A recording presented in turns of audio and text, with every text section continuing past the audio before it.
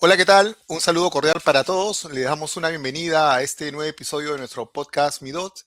Y en esta oportunidad tenemos un invitado muy interesante para desarrollar un tema relacionado con el liderazgo y las habilidades de comunicación en seguridad.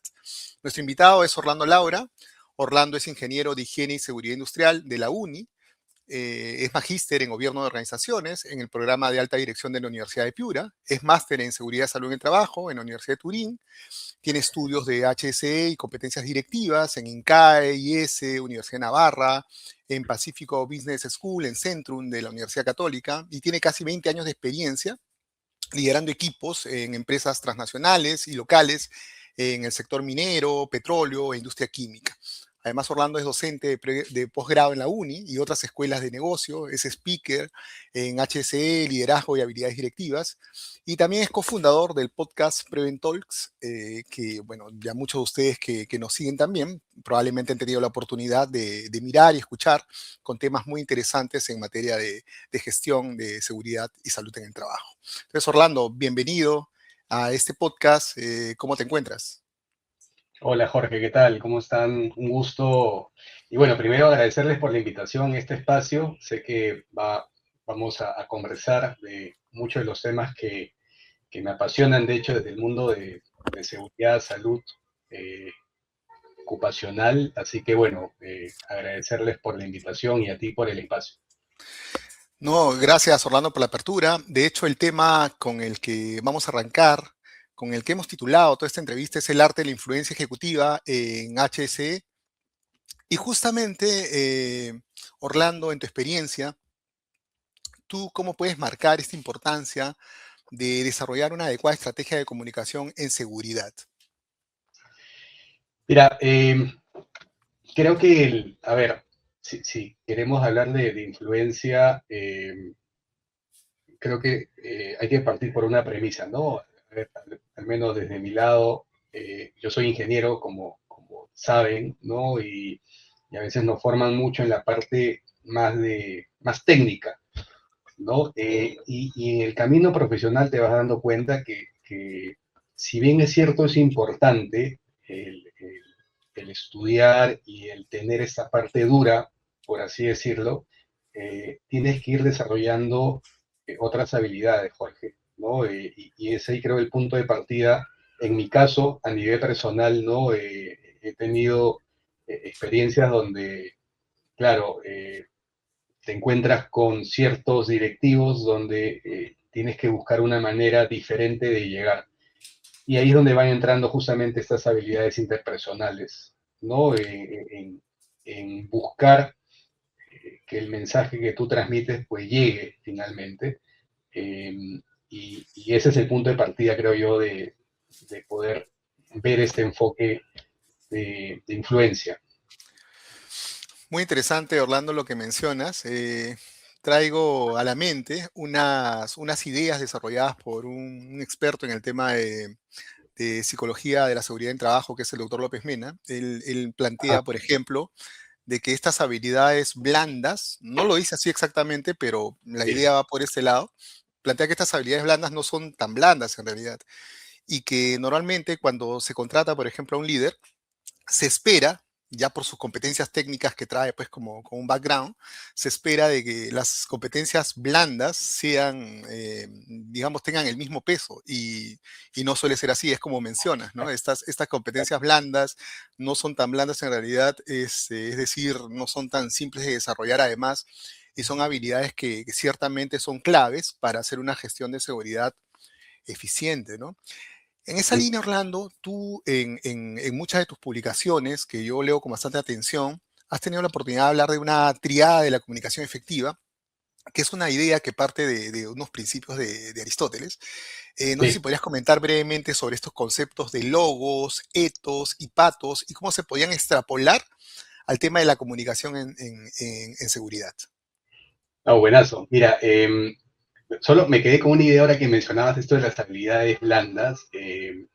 Había un profesor de hace algunos años que nos mencionaba eh, que estas habilidades blandas son las más duras de formar.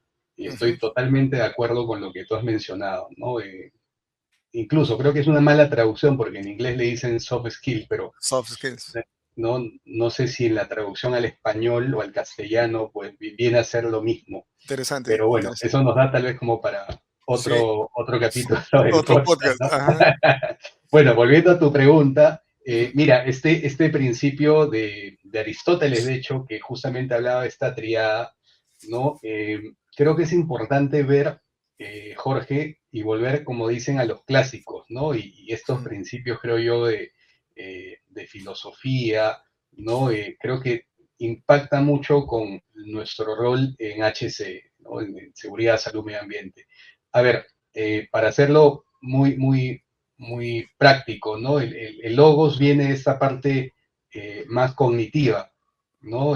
Son todos estos conceptos más intelectuales, los conceptos duros, un poco lo que hablamos al inicio, ¿no? Esta ujú, parte un poco más técnica, ¿no? La parte del patos ya viene y entra un poco más a la conexión emocional, ¿no? En cómo transmitimos justamente la importancia de lo que estamos haciendo desde un enfoque más de emociones, ¿no? Y el ethos ya viene a ser esta credibilidad que vamos formando, ¿no?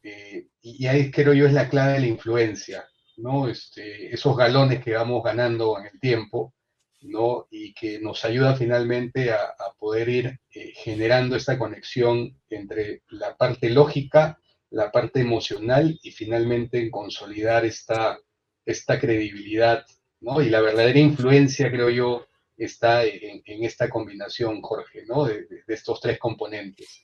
Ahora, ¿cómo lo llevamos a nuestro contexto HC? Bueno, eh, muchos de los colegas, y lo digo, o sea, de manera muy constructiva, ¿no? A veces nos vamos mucho a la parte técnica, como decía, y claro, somos en logos, pues un 9 de 10, ¿no? O un ujú, nueve ujú, punto cinco o ya, ponle una nota muy alta. ujú. Pero dejamos de lado esta parte de cómo conectamos con nuestros clientes internos, ¿no? O la gente finalmente con la cual asesoramos, ¿no? O dirigimos. Entonces vamos dejando de lado esta parte más emocional, ¿no? Y también, bueno, irnos ganando esa credibilidad. Entonces, creo yo si que queremos generar esa verdadera influencia, por ejemplo, en la aprobación de un presupuesto para alguna campaña, alguna iniciativa preventiva, ok, hay que ver la parte dura, los números que vamos a ganar, pero también ir generando, y esto lo hacemos ¿por qué? Porque las personas son el centro de las decisiones que tomamos, es porque queremos ganar un contrato, es porque queremos cuidar finalmente la integridad de la gente con la que trabajamos, ¿no? Ir conectando esta parte más emocional y también ir ganando credibilidad, porque, claro, finalmente queremos invertir en algo que nos va a traer resultados, ¿no? Finalmente las empresas viven de los resultados, pero hay que verlo como un todo finalmente, ¿no? Interesante idea, Orlando. Creo que dentro de lo central que puedo rescatar de estas ideas que planteas en estos conceptos de logos, etos y patos, es que se tiene que ir cambiando este paradigma técnico por uno más estratégico, ¿no? En esa Sí. línea, me gustaría preguntarte cuál sería el costo real para una organización tener un líder de seguridad que tiene un excelente logo, que tiene un montón de conocimiento, de datos, pero carece de este ethos y patos que le ayudan pues a tener esta empatía y esta credibilidad que, como bien mencionas, son componentes importantes para una mejor gestión pues de la seguridad, ¿no?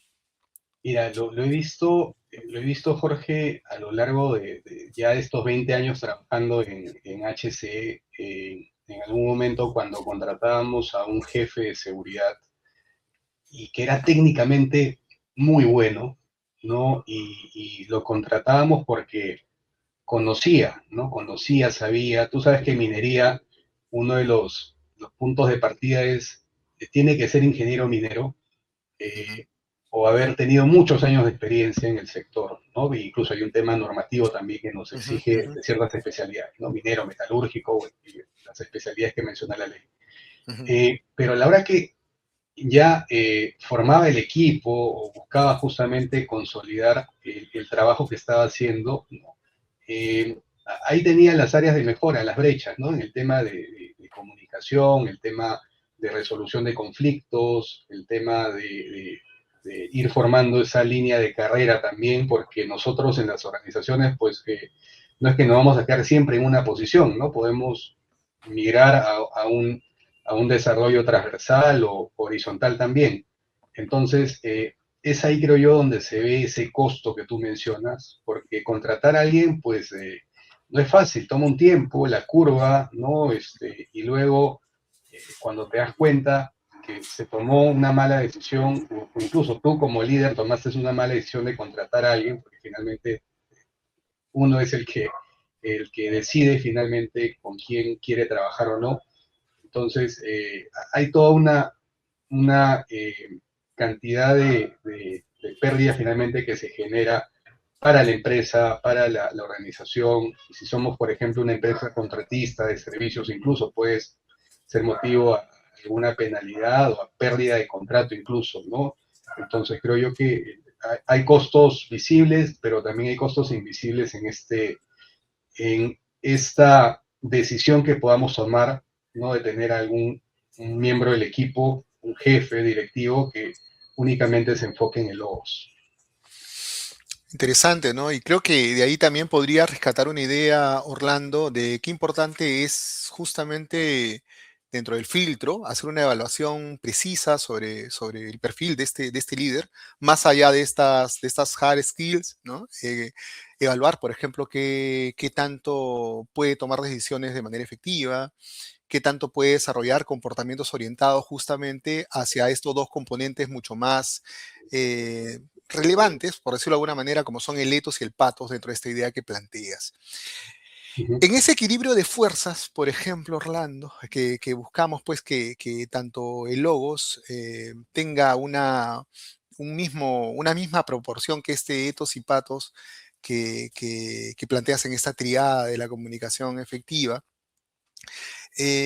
¿Cómo podríamos, por ejemplo, en los comités de gerencia, eh, dado que en esos comités el logo suele sobrar, suele haber mucha data, mucha información, cómo puede un especialista en seguridad aprovechar ese escenario para construir un patos efectivo sin perder el rigor profesional y el vigor de la información que va a plantear en esas reuniones?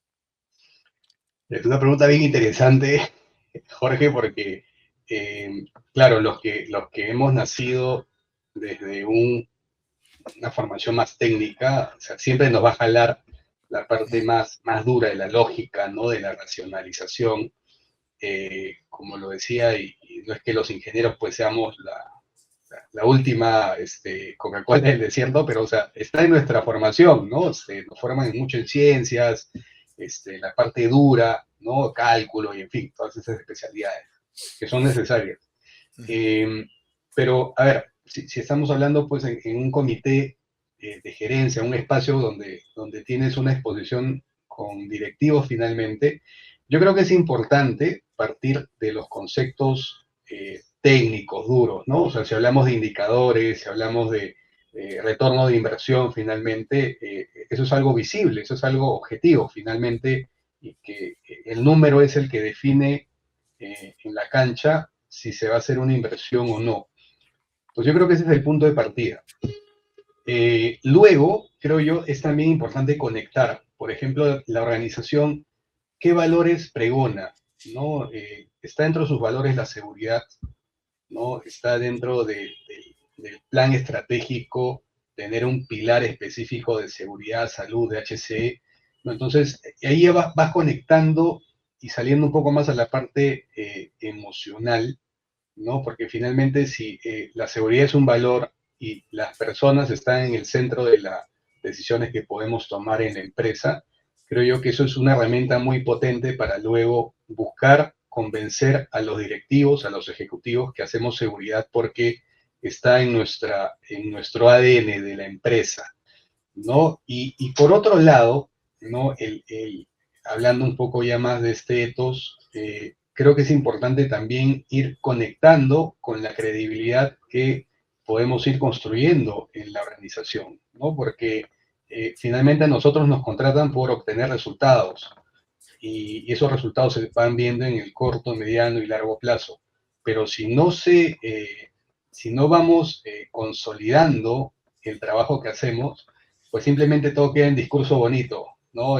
Sí, mira, acá todos somos seguridad y sí, pues nos ponemos la camiseta, pero eso no se evidencia finalmente en los resultados. Entonces, hay que ir ganándose esos galones también con los resultados, ¿no? Ahora, nosotros como líderes necesitamos tener un equipo potente también, no es que seamos la, como decía la última Coca-Cola del desierto, no, creo que nuestro rol también va por tener gente con talento y que nos ayude a ver y a identificar esos espacios donde finalmente no podemos ser todistas, ¿no? O sea, necesitamos gente también especialista en cada campo o área de acción.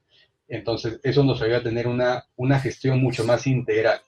Y que también nos exija a nosotros como líderes, como jefes, ¿no? Directivos, ¿no? Cabezas de equipo, irnos preparando constantemente. Porque cuando tienes gente con talento, Jorge, eso te exige tú a pasar a un siguiente nivel también, ¿no? El jefe mediocre contrata gente que conoce menos que uno y que se cree pues que ya tú eres el jefe máximo, y eso no es así. Tú tienes que tener siempre gente con mucho talento y que sea capaz en algún momento de reemplazarte también.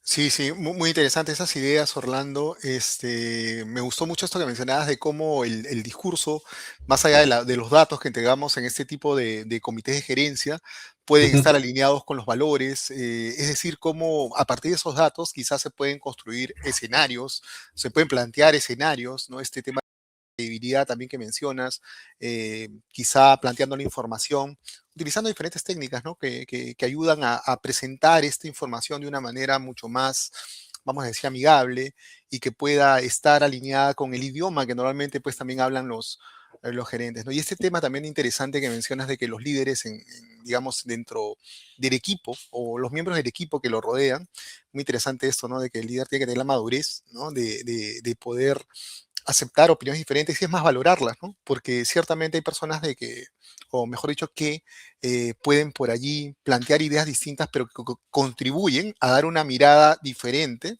de los problemas o las necesidades que se tienen dentro de la gestión. Entonces, muy interesante.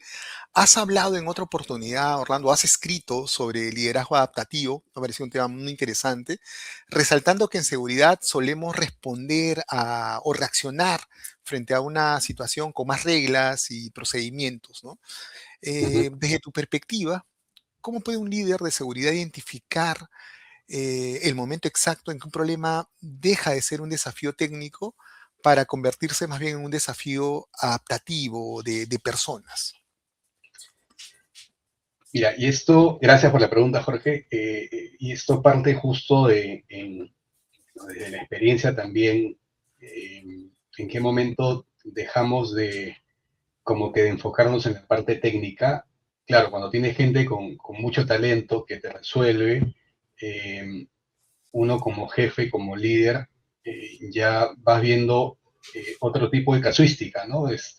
Porque finalmente tú diriges un equipo y bueno, ese equipo pues tiene personalidades distintas, tienen incluso hasta motivaciones distintas también, y uno tiene que ir identificando cuáles son las motivaciones que mueven a las personas con las que trabajas.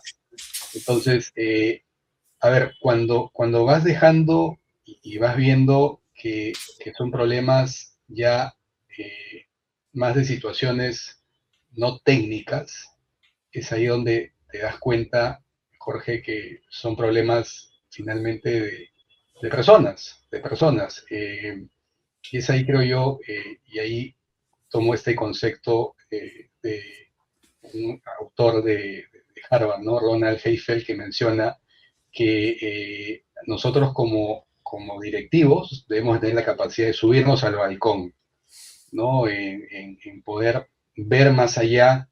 Bueno, yo soy un poquito ya antiguo, ¿no? Como decía esta caricatura, ¿no? De los Thundercats, ¿no? Ver más allá de lo evidente, Es lo evidente, la espada del ¿no? augurio. La espada del augurio, ¿no? Claro, tienes que en algún momento subir al balcón y ver lo que otras personas no están viendo. Por eso tú eres el jefe, ¿no? Para eso te están Ujú. contratando también. O sea, hay que tener esa capacidad y claro, hay que ir desarrollando también. Entonces, cuando ves que los problemas, las situaciones, pues ya giran en torno a las personas, es ahí donde uno tiene que cambiar este enfoque. Ya no es técnico, ¿no? Es, oye, ¿qué está sucediendo con el equipo? No es un tema de trabajo en equipo, es un tema de comunicación, es un tema de resolución de problemas o conflictos, ¿no? Entonces ahí nuestro rol también ya va cambiando, va migrando a estas situaciones que finalmente, como decía al inicio, nos va demandando otras habilidades. Y es ahí donde, Jorge, tenemos que también prepararnos y poder eh, ir gestionando también estas situaciones, ¿no? Que son parte de nuestro rol. Muy interesante este concepto de liderazgo adaptativo, Orlando. A mí me trae a la mente un modelo que plantearon Hersey y Blanchard sobre liderazgo situacional, ¿no? Que Así era es. justamente que el liderazgo se vaya adaptando a, pues, valga la redundancia, a las situaciones que no suelen ser distintas, no suelen ser iguales, perdón, suelen ser distintas. No vas a aplicar la misma fórmula, siempre vas a tener que entender bien el escenario, entender bien esta metáfora de subirse al balcón, que ahora te voy a preguntar un poco más, pero importante, ¿no? Y me viene a la mente también una frase de un psicólogo muy famoso, Abraham Maslow, que decía que si la única herramienta que tienes es un martillo, todo lo verás como un clavo, ¿no? Entonces, interesante de cara a esto, a esta idea que planteas de el liderazgo adaptativo. eh, y justamente sobre esta metáfora de subirse al balcón que propones en esta idea como una acción preventiva necesaria para observar las tensiones que por ahí se puedan generar entre la producción y la seguridad, ya en la práctica diaria de una operación de alto ritmo. ¿Qué estrategias de comunicación recomiendas para que los líderes logren salir justamente de la operación sin perder esa conexión con el equipo de campo? Mira, partiendo de esa metáfora, ¿no? De subirnos al balcón, ¿no? Creo yo que los que ocupamos ya una posición de supervisión, que tenemos gente a cargo finalmente, siempre tenemos que ir teniendo ese enfoque eh, más proactivo, ¿no? O sea, subirse al balcón es ver, claro, qué es lo que se viene, qué es lo que nos puede afectar, ¿no? Y eso creo va de la mano con ese componente más proactivo. Ahora, si hablamos de temas de comunicación, la comunicación sabemos que pues es una habilidad también que se va desarrollando, ¿no? Y al final eh, nos cuesta muchas veces el ir desarrollando también esta habilidad porque, bueno, es como nos van formando, cuáles son los ejemplos que hemos tomado en nuestra carrera, desarrollo profesional, y hay ciertos sectores donde, claro, puede ser un poco más complejo el desarrollar o el trabajar en esta habilidad. Entonces, creo yo, hay que partir por lo básico, Jorge, ¿no? O sea, lo primero es, eh, siempre es un proceso de dos personas y el mensaje que queremos entregar muchas veces no validamos el que se esté entregando o no, ¿no? Entonces, en estas tendencias que hoy en día se escuchan mucho, ¿no? O sea, se habla mucho, por ejemplo, hoy día del coaching, pero, claro, viene parte de un principio de comunicación, ¿no? El saber escuchar a las personas y el poder también eh, ir preguntando o ir validando, ¿no? Con las preguntas si la gente realmente nos entiende. Y algo básico, como decía, el concepto de las preguntas, por ejemplo, ¿no? O sea, a veces nos acostumbramos mucho a las preguntas cerradas, ¿no? ¿Y entendiste? Sí, no, ¿no? ¿Estás bien? Sí, estoy bien. ¿No? Pero no vamos más allá, no vamos en preguntas mucho más abiertas que vayan generando esa confianza con nuestra gente. Y yo leía una estadística hace ya algunos años, ¿no? Que mencionaban que cerca del 70% de los problemas de las empresas son temas de comunicación, por ejemplo, ¿no? Y ahí entran justamente los problemas o los retos que tenemos en seguridad, ¿no? Alguien que ingresa, por ejemplo, a una empresa, no se le da una inducción, un acompañamiento, ¿no? El, que conozca los procedimientos, la instrucción de trabajo o las órdenes de trabajo, los documentos que tenemos también en nuestro sistema de gestión, ¿no? He visto procedimientos en algún momento de 70 páginas, por ejemplo, y tú dices, Y el trabajador realmente lo va a leer, ¿no? Lo va a revisar y encima queremos que estén impresos en los frentes de trabajo, ¿no? O sea, es una cosa, nosotros mismos no facilitamos los procesos para que nuestra gente tenga y haga el trabajo de una manera más práctica. No simple, ojo, ¿no? Sino más práctica, cumpliendo lo que tenemos en nuestro sistema de gestión. Entonces, yo creo que hay que partir por eso, ¿no? Ir por lo práctico, ir a lo básico también, pero no ser simplistas, porque finalmente nosotros y los que trabajamos hay un tema normativo, hay un tema de regulaciones que hay que cumplir también, ¿no? Documentarios, sí, de hecho, pero hay que buscar siempre facilitar que estos procesos no busquen que la gente haga el trabajo de manera segura y también generar el ambiente de confianza para que nuestra gente también tenga un proceso de comunicación efectivo. Interesante esto que planteas, Orlando. A mí venían a la mente mientras hablabas algunas ideas importantes.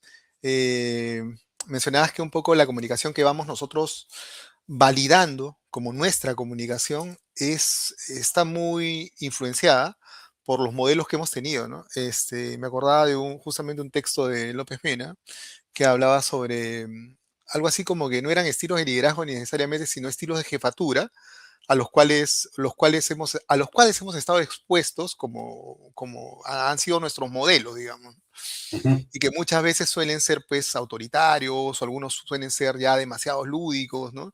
Y quizá no comunican de una manera correcta, pero como nosotros hemos aprendido a través de ese modelo digamos, a ver que es efectivo, validamos ese tipo de comunicación, ¿no? Entonces también hay que entender de qué manera subimos a ese balcón a ver justamente estas dinámicas, ¿no? uh -huh, Porque justamente en esto que mencionas de que muchas veces comunicamos con preguntas cerradas, buscamos una respuesta dicotómica, tranquilizante, sí o no.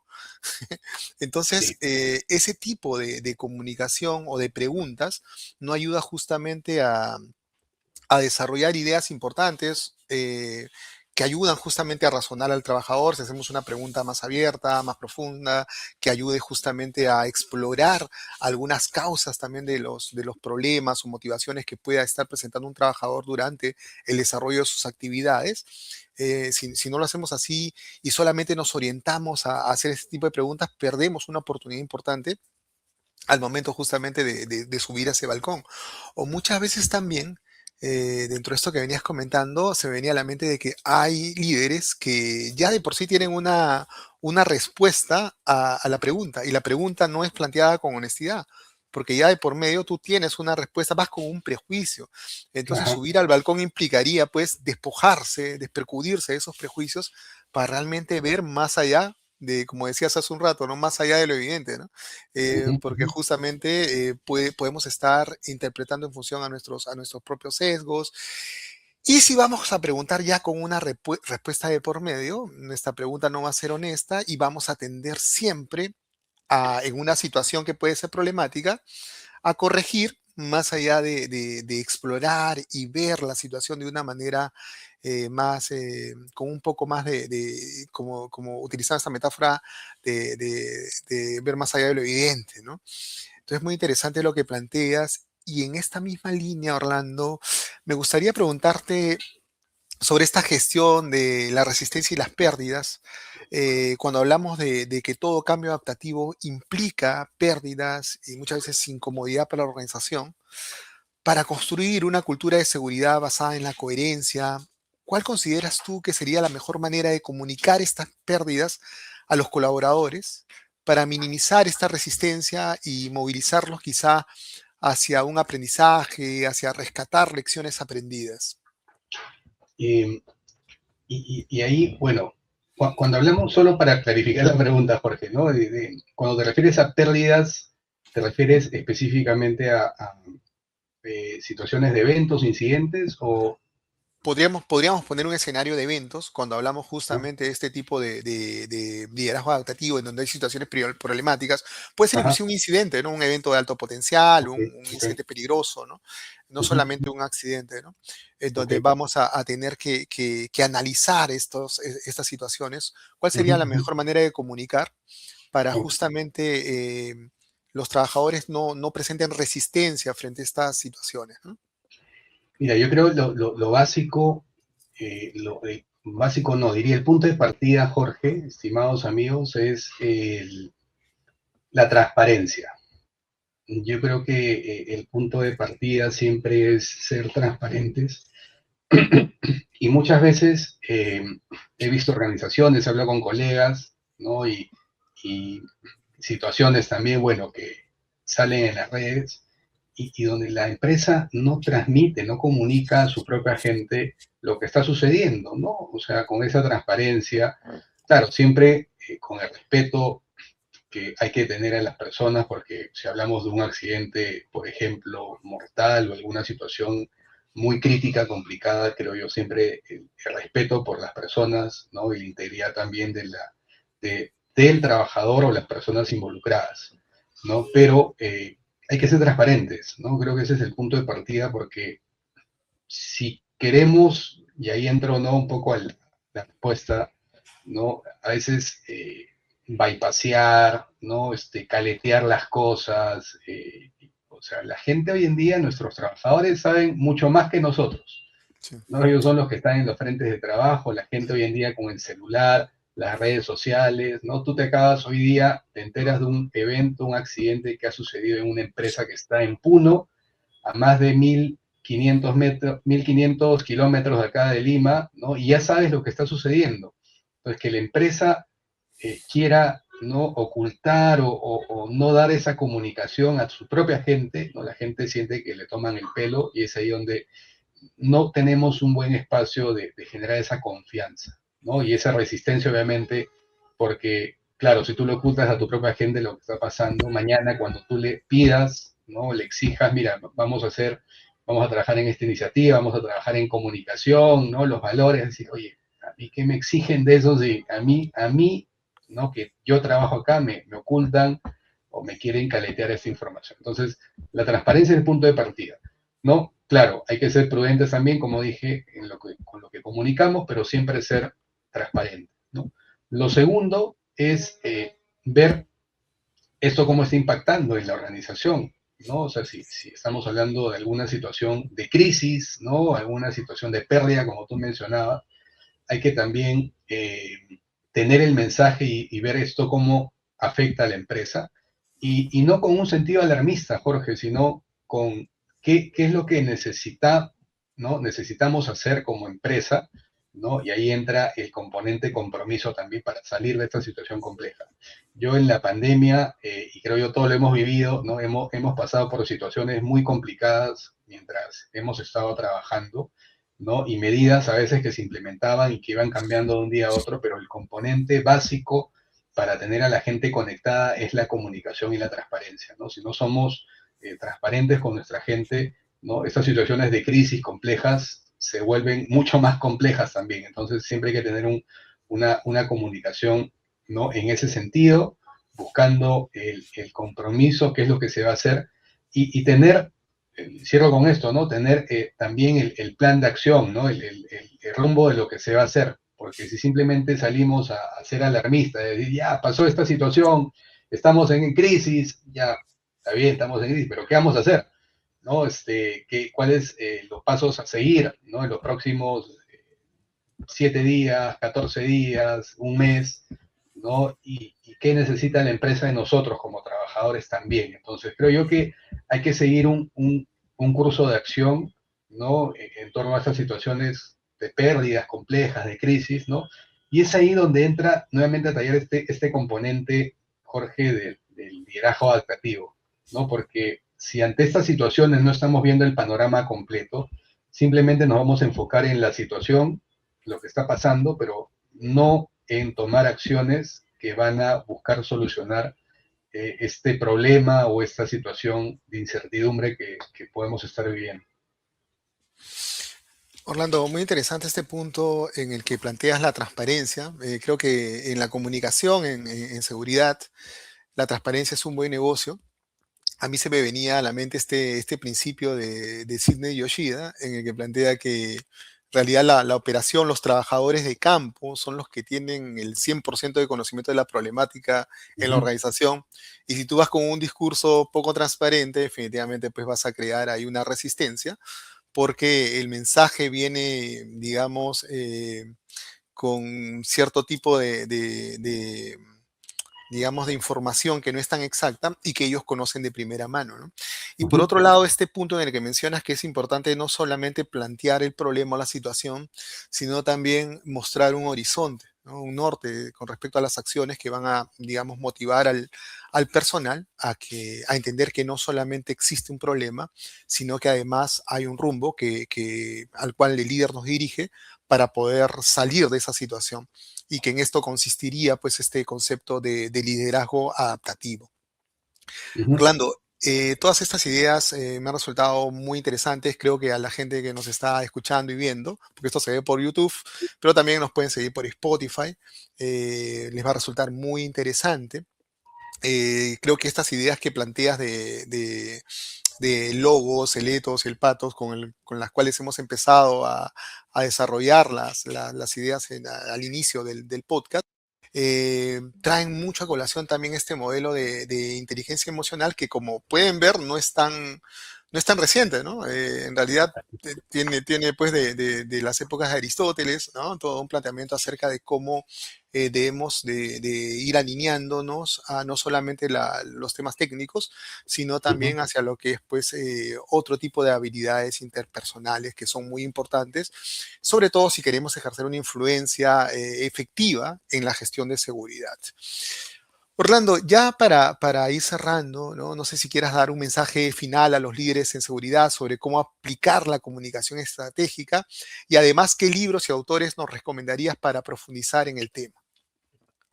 No, buenísimo, Jorge. Yo nuevamente agradecerles por el espacio, la oportunidad también. Eh, yo creo que, como dije un poco al inicio, estas son finalmente habilidades que hay que ir trabajando y desarrollando, ¿no? Uno no nace siendo el mejor comunicador, no nace siendo el mejor jefe o el mejor eh, líder, ¿no? Hoy día se habla tanto de liderazgo, pero claro, hay que ver qué, qué autores finalmente o qué referencias podemos tomar cuando hablamos de estas habilidades interpersonales, ¿no? Entonces, la comunicación es una habilidad que se va desarrollando, ¿no? Pero el punto de partida, Jorge, estimados amigos, es identificar nosotros qué es lo que debemos de trabajar, ¿no? Y en esa parte el autoconocimiento, ¿no?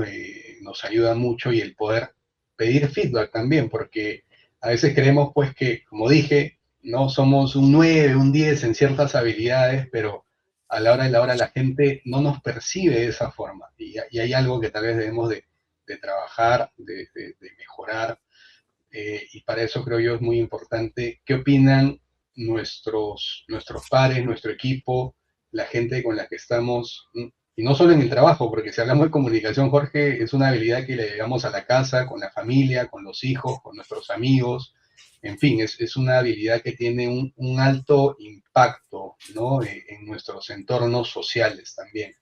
Entonces creo yo que el punto de partida es ese, en saber qué nos está faltando, ¿no? Y sobre eso, eh, claro, podemos pedir ayuda, podemos comenzar a estudiar, podemos también pedir un acompañamiento con nuestro jefe, con la gente con la que trabajamos también. Creo yo que y hoy en día pues con la tecnología, la inteligencia artificial, ahí podemos pedir también las recomendaciones y ver justamente haciendo un buen prompt, ¿no? Qué podemos ir trabajando en estas áreas de mejora, ¿no? Estas oportunidades que tenemos. Entonces creo yo que hay que enfocarnos en lo que debemos de corregir, de trabajar, ¿no? Ya hace algunos años, ¿no? Vengo escribiendo, como tú bien mencionas, ciertos artículos, compartiendo ciertos materiales a través de mi LinkedIn sobre cómo llevamos estas habilidades al plano de HC, porque he visto que finalmente la seguridad, es cierto, es un tema técnico, pero estamos deshumanizando en algunas empresas, ¿no? El poder gestionar la seguridad ¿no?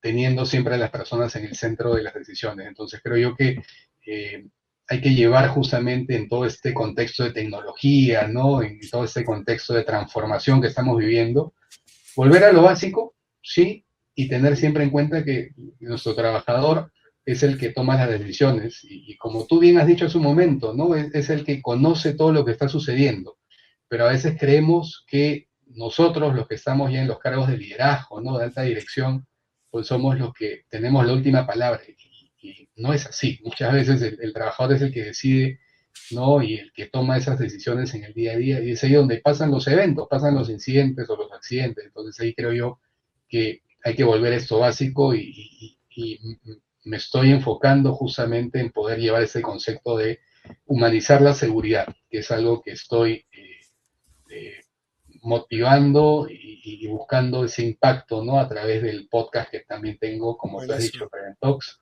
Y así que los invito a que igual podamos conectar a través de LinkedIn, a través de YouTube también. Mira, lo de las fuentes de información, con gusto me escriben y ahí podemos compartir también algunos autores. De hecho, hoy en día hay mucha información. Yo creo que lo importante es ver qué es lo que estamos necesitando, ¿no? No me gustaría ahorita tal vez casarme con algún autor en particular, Ujú.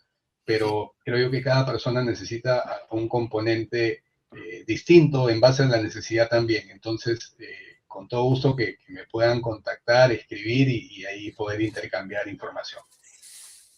Excelente, Orlando. Bueno, de mi parte, de parte de todo el equipo de Midot MindSafe, agradecerte, no solo por compartir tus conocimientos en este espacio, sino porque, como bien mencionas, eres muy activo en redes y la verdad es que compartes información muy relevante, Orlando. He tenido la oportunidad además de trabajar contigo, eres un excelente líder y te agradezco por estos minutos.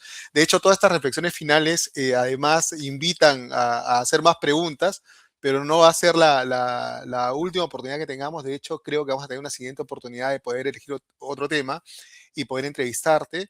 Así que muchísimas gracias, Orlando. Te envío un fuerte abrazo y nos vemos en una siguiente oportunidad. Y para los amigos del podcast Midot, nos pueden ver o pueden ver este episodio tanto en YouTube como en Spotify. Nos vemos hasta una pronta oportunidad. Chao, chao. Muchas gracias.